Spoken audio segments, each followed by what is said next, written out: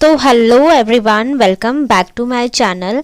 तो फ्रेंड्स देखिए, जो बिहार शिक्षक भर्ती है उसके सारे रिजल्ट लगभग आ चुके हैं। अब बस पीआरटी का बचा हुआ है। और देखा आपने कल एसएसटी का भी रिजल्ट जारी हो गया है, जिसमें उसकी भी कट ऑफ हाई गई है। लगभग मैथ एंड साइंस से ज़्यादा गई हुई है। इसकी कट ऑफ 85 समथिंग गई हुई है।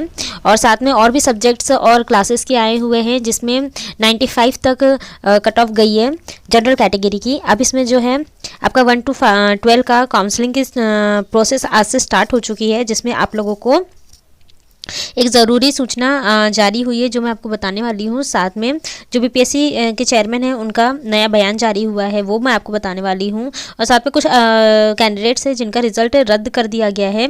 और देखिए, सबसे बड़ी बात जो निकल के आ रही है वो है नियोजित शिक्षकों को जिनको राज्यकर्मी का दर्जा मिल चुका है। तो इससे रिलेटेड आज का वीडियो है, तो वीडियो पर लास्ट तक बने रहिएगा और चैनल को भी सब्सक्राइब कर लीजिए। तो चलिए वीडियो को स्टार्ट करते हैं। तो ये देखिए, जो एसएसटी का रिज़ल्ट है तो उसमें देखिए इसकी कट ऑफ अनरिजर्व्ड की 85 गई है, फीमेल की 76, ईडब्ल्यूएस की भी 80 गई है, EWS 71, SC 71, SC female 57, ST 71, female 59। और जो बाकी कैटेगरी वो आप लोग देख चुके हैं और मैं टेलीग्राम चैनल पे भी डाल चुकी हूँ, वहाँ से भी आप जाके देख सकते हैं। अब यहाँ पे नेक्स्ट देखिए, ये है नियोजित शिक्षकों का बिहार विद्यालय विशिष्ट शिक्षक नियमावली 2023 की स्वीकृति के संबंध में। इस नियमावली के गठन के उपरांत वर्तमान में पंचायती राज व नगर निकाय संस्था अंतर्गत नियुक्त कार्यरत शिक्षक पुस्तकालय अध्यक्ष भी इस नियमावली की नियुक्ति प्रक्रिया के माध्यम से राज्यकर्मी के इस नए संवर्ग में शामिल हो सकेंगे। और परिणामतः राज्य में प्रारंभिक और माध्यमिक शिक्षा के प्रभावी प्रबंधन और शिक्षा में गुणवत्ता के सुधार होने के उपरांत राज्य में उचित शैक्षणिक वातावरण का निर्माण हो सकेगा। के पाठक सर, यहाँ पे देख लीजिए, जो नेक्स्ट न्यूज़ है अतुल प्रसाद सर का है। मैं अभी आपको इसके बारे में डिटेल में बताने वाली हूँ। बाकी यहाँ देखिए, TRE 2.0 candidates expecting multiple results should wait for all results and then go for DV counselling. तो जो भी जितने भी कैंडिडेट्स है 2.0 के, तो उनको उनके जितने भी रिजल्ट्स है, मान लीजिए 6 to 8, बहुत सारे जो BEd कैंडिडेट्स हैं उन्होंने 6 to 8 में भी दिया है, 9 to 10th में भी दिया है और 11 to 12th में भी दिया है, और कुछ ने PRT में 1 to 5 और 6 to 8 दोनों में दिया है। तो इन सभी कैंडिडेट्स को अभी थोड़ा सा वेट करने के लिए कहा गया है, क्योंकि इनके रिजल्ट्स इसमें भी होंगे और इसमें भी होंगे, तो इन्हें बार बार DV करवानी होगी। इसलिए अगर एक्सपेक्ट कर रहे हैं कि इनका रिजल्ट उसमें आ सकता है, तो इन्हें अभी कहा गया है कि आप वेट कर सकते हैं। आपका ऐसा होगा कि अगर बाद में आपका इसमें सिलेक्शन नहीं होता है, इनमें से किसी में सिलेक्शन नहीं होता है, तो भी आपकी आराम से DV हो जाएगी 6 to 8 की 31st तक। लेकिन आपको अभी रिजल्ट का वेट करना होगा। ठीक उसी तरह से इसके लिए भी है, यानी आपको काउंसलिंग में कहीं से भी कहीं तक रोका नहीं जाएगा। आप आराम से रिजल्ट का वेट करने के बाद काउंसलिंग के लिए जाइए। अब जो नेक्स्ट है, यहाँ पर भी देखिए, बिहार विद्यालय विशिष्ट शिक्षक नियमावली 2023 की स्वीकृति के संबंध में। तो यहाँ देखिए, सक्षमता परीक्षा विभाग अपने द्वारा एक सरकारी एजेंसी के माध्यम से इन सभी कार्यरत स्थानीय निकाय शिक्षकों के लिए सक्षमता परीक्षा आयोजित करेगा। और सक्षमता परीक्षा इस नियमावली के प्रवृत्त होने की तिथि से 1 वर्ष के अवधि में आयोजित की जाएगी। प्रत्येक स्थानीय निकाय शिक्षक को सक्षमता परीक्षा उत्तीर्ण करने हेतु 3 अवसर प्रदान किया जाएगा। और परीक्षा में शामिल होने के समय स्थानीय निकाय शिक्षक को उन जिलों के 3 विकल्प देने होंगे, यानी आपको 3 ऑप्शन देने होंगे जहाँ वह विशिष्ट शिक्षक के रूप में सेवा देने चाहते हैं, यानी आप कहाँ सिलेक्शन चाहते हैं, वो 3 जिले आपको देने होंगे। सक्षमता परीक्षा में उनकी मेधा क्रमांक के आधार पर जिलों का आवंटन किया जाएगा। बशर्ते वैसे शिक्षकों को जो इस परीक्षा में शामिल नहीं होते हैं अथवा तीसरे प्रयास अवसर में भी सक्षमता परीक्षा उत्तीर्ण करने में विफल रहेंगे, तो उनका मामला विभाग द्वारा अलग से विचार किया जाएगा। विभाग ऐसे सभी स्थानीय निकाय शिक्षकों के मामले में विचार करने हेतु एक समिति का गठन करेगा और जो सरकार के उचित अनुशंसा करेगा और स्थानीय निकाय शिक्षक नियमावली 2020 तक हद तक संशोधित समझा जाए। यानी अगर आपको 3 मौके मिलेंगे एग्जाम पास करने के लिए सक्षमता परीक्षा। अगर आप इसमें पास नहीं हो पाते हैं, तो तीनों में नहीं पास हो पाते, तो ये अलग से विचारणीय होगा। लेकिन आप जो जहाँ पर जिस स्कूल में कार्यरत है वहाँ पर उसी पेमेंट पे आपको वहीं पे आप काम करेंगे। लेकिन अगर आप ये सक्षमता परीक्षा को पास कर लेंगे, उसके बाद ही आपका जो बीपीएससी जो अभी बीपीएससी के एग्ज़ाम हुए हैं शिक्षक भर्ती परीक्षा, उसके बराबर का आपको सैलरी मिलने लग जाएंगी। ये इसका पूरा मतलब है। अब यहाँ पे भी देख लीजिए, कैबिनेट की ऐतिहासिक फैसला, नियोजित शिक्षकों को मिला राज्यकर्मी का दर्जा। अब नेक्स्ट न्यूज़, 3500 शिक्षक अभ्यर्थियों की विषयवार का काउंसलिंग आज से। तो यहाँ पर सारी डिटेल्स दी है। यहाँ पर किसकी किसकी कब से काउंसलिंग है उनकी डेट्स दे दी गई है, ये आप देख सकते हैं। और यहाँ पर काउंसलिंग का शेड्यूल भी जारी कर दिया गया है प्रधानाध्यापक 6ठी से 10वीं का। यहाँ पर ये सारी डिटेल्स दे दी गई है और वहाँ पर सब्जेक्ट्स दे दिए गए हैं, आप देख लीजिएगा। ये मैं अपने टेलीग्राम चैनल पर डाल चुकी हूँ। बाकी इसके अलावा जो ये सारे कागजात हैं ये भी आपको ऑलरेडी बता चुकी हूँ।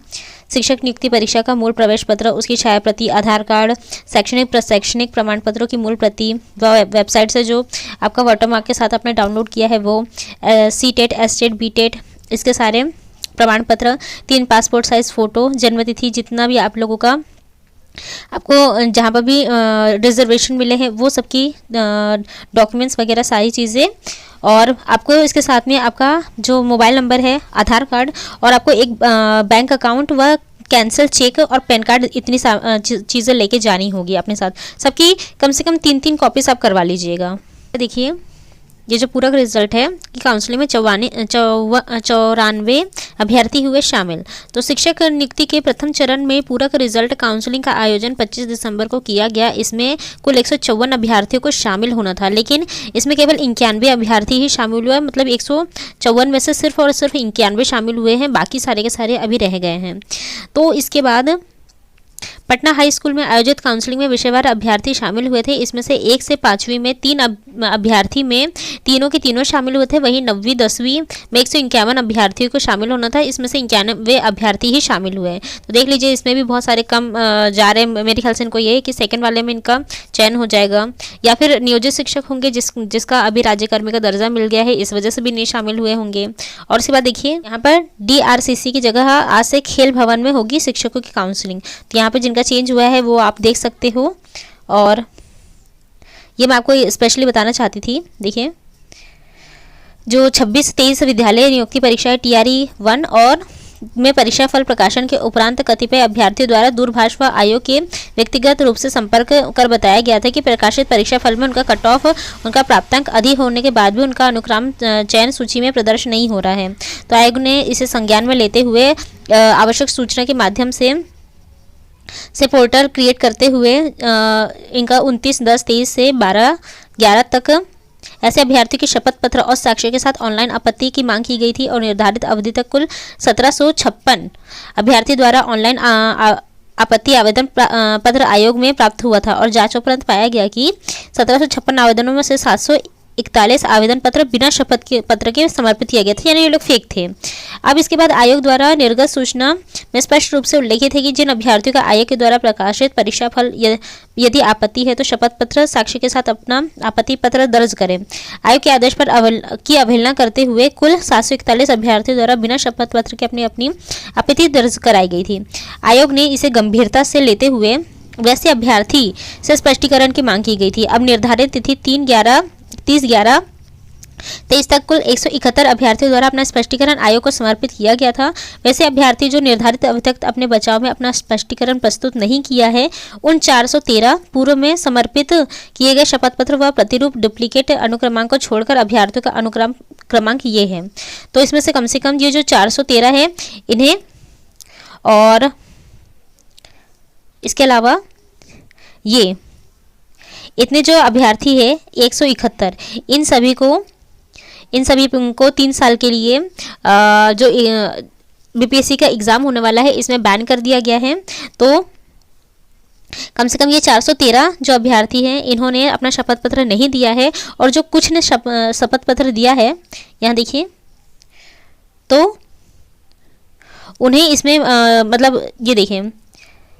इसके बाद प्रतियोगी परीक्षाओं में उत्तीर्ण होने हेतु आरक्षित कोटिवार अर्हतांक लाना अनिवार्य है का अवहेलना नहीं किया गया है। गलत ढंग से आयोग द्वारा दोषारोपण किया गया है तो किसी भी प्रतियोगी परीक्षा के लिए सही नहीं है। वैसे 741 अभ्यर्थी में से 171 अभ्यर्थियों के द्वारा अपनी गलती को मानते हुए स्पष्टीकरण से मुक्त करने का अनुरोध किया है। तो अब ये देखिए फ्रेंड्स, ये जो 171 है और ये जो 400 यहाँ पर 413 अभ्यर्थी हैं, इन्हें BPSC में 3 साल के लिए बैन कर दिया गया है, और ये लोग अब एग्ज़ाम नहीं दे पाएंगे। तो इस तरह की गलती आप लोग मत कीजिएगा। तो प्रथम चरण में पूरा यहाँ पर TRE 1 और 2 दोनों के लिए है। तो प्रथम चरण में कदम में काउंसलिंग सह उन्मुखी उन्मुखी हेतु आमंत्रण पत्र, औपबंधिक नियुक्ति पत्र व पदस्थापना पत्र के क्रम में मूल क्यूआर कोड का मैच करवाया जाना अनिवार्य होगा। उस पर दूसरा कदम है बीपीएससी से हाल ही में प्राप्त बायोमेट्रिक थंब इम्प्रेशन से मिलान भी करना अनिवार्य होगा। तीसरा कदम विद्यालय पदस्थापना के पश्चात जब विद्यालय अध्यापक विद्यालय में योगदान कर ले तब विद्यालय योगदान पत्र और संबंधित विद्यालय अध्यापक को सशरीर लेकर आने का काम संबंधित प्रधानाध्यापक को होगा और जिला शिक्षा पदाधिकारी के कार्यक्रम में ये दोनों उपस्थित होंगे। जिला शिक्षा पदाधिकारी कंप्यूटर पर योगदान को स्वीकृति करने से पहले बायोमेट्रिक थंब इम्प्रेशन का अनिवार्य रूप से मिलान करके यह सुनिश्चित करेंगे कि यह विद्यालय अध्यापक की वही व्यक्ति है जिसने बीपीएससी विद्यालय अध्यापक की परीक्षा दी है। तो ये सब आप लोगों के लिए बहुत इंपॉर्टेंट है और आप लोगों का बायोमेट्रिक वहाँ पर होने वाला है। उसके बाद नोट, विद्यालय पदस्थापना कंप्यूटर ज्वाइनिंग से पहले उपरोक्त सभी कदमों पर कार्यवाही हो जानी चाहिए। अब जो द्वितीय चरण का है तो द्वितीय चरण में देखिए, द्वितीय चरण की परीक्षा फल में अनुशंसित अभ्यर्थियों के लिए तो पहला कदम जिन विद्यालय अध्यापक अभ्यर्थियों के पास आधार नंबर या आधार नंबर लिंक मोबाइल नंबर नहीं है वैसे अभ्यर्थियों को किसी भी परिस्थिति में काउंसलिंग नहीं करवाया जाएगा। तो आप लोगों के लिए काउंसलिंग करवाने के लिए आपके पास जो नंबर है वो ज़रूर लेके जाइएगा आप लोग।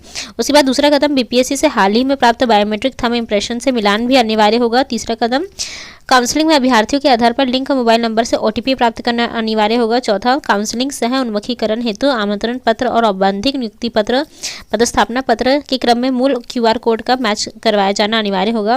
पाँचवा कदम विद्यालय पदस्थापना के पश्चात जब विद्यालय अध्यापक विद्यालय में योगदान कर ले तब विद्यालय योगदान पत्र व संबंधित विद्यालय अध्यापक को सशरीर लेकर आने का कार्य संबंधित प्रधानाध्यापक को होगा और जिला शिक्षा पदाधिकारी के कार्यालय में ये दोनों उपस्थित होंगे। जिला शिक्षा पदाधिकारी कंप्यूटर पर योगदान को स्वीकृत करने से पहले पुनः बायोमेट्रिक थंब इम्प्रेशन का अनिवार्य रूप से मिलान करके यह सुनिश्चित करेंगे कि यह विद्यालय अध्यापक वही है जिसने बीपीएससी की परीक्षा दी है। और पदस्थापना कंप्यूटर ज्वाइनिंग से पहले उपरोक्त सभी कदमों पर कार्यवाही हो जाएगी और इसे सर्वोच्च प्राथमिकता देना होगा। तो ये कन्हैया प्रसाद श्रीवास्तव ने कहा है और ये देखिए 25 तारीख का यानी कल की डेट में है। तो ये आपको हर हालत में इम्पोर्टेंटली तौर पे करना होगा। ठीक है, बाकी यही थी आज की अपडेट। जो भी नई अपडेट होगी उसे मैं अपने वीडियो के थ्रू आपको बता दूंगी। मिलते हैं मेरे नेक्स्ट वीडियो में। Till then stay happy, stay healthy, bye.